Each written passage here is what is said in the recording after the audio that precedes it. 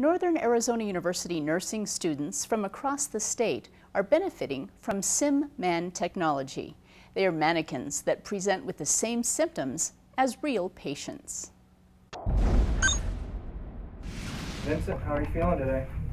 I'm fine. What's going on? At first, the patient seemed fine, but that quickly changed with the onset of a heart attack. Someone help me, this hurts. I feel like an elephant's on my chest. The ST portion of the heart attack only lasted about 1 minute and 10 seconds, and then he declined into what's called a VFib. And that's where you lose consciousness, and you see on TV where you get shocked. And that's what the goal was, and they did meet the goal. So they saved his life? Yes. Mr. Richmond is a SimMan 3, a mannequin so advanced he provides nurses in training a lifelike experience. His pupils actually respond to different light conditions. He's got a full gamut of pulses. He makes all the normal sounds that a human makes, and we can change those sounds to sound abnormal, like a heart murmur or pneumonia and stuff like that. So yeah, it's the more advanced they get, the easier it is for the students to buy into the reality of what's going on, and it just makes it feel more real to them.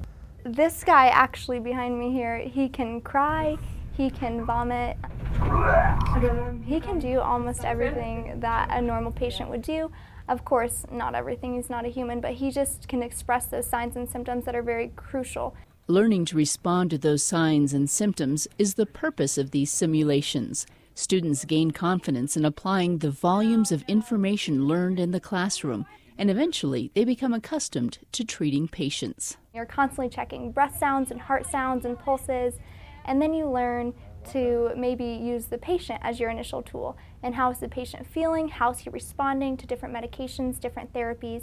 And you learn to check the ECG, to check your blood pressures, and to really look at those big indicators of what could be happening. The most important part of the lesson comes immediately after the simulation. The professor and students dissect it and analyze the students' choices. There's a camera that's actually integrated into this mannequin, and it pulls in all the log of what happened. Even if they checked a pulse, it'll record that.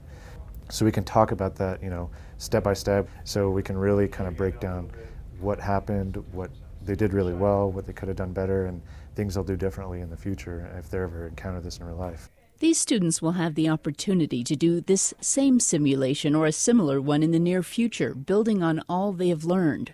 Most say the simulation process is invaluable because students get to address many medical conditions and treat patients with unique ailments that it may take years for them to encounter in an actual medical setting. Well, Mr. Sim, I'm glad you're feeling better. Have a great day. See you later. We just peace out. The university has 7 mannequins, which are used in Yuma, Tucson, Flagstaff, and other Northern Arizona University campuses across the state.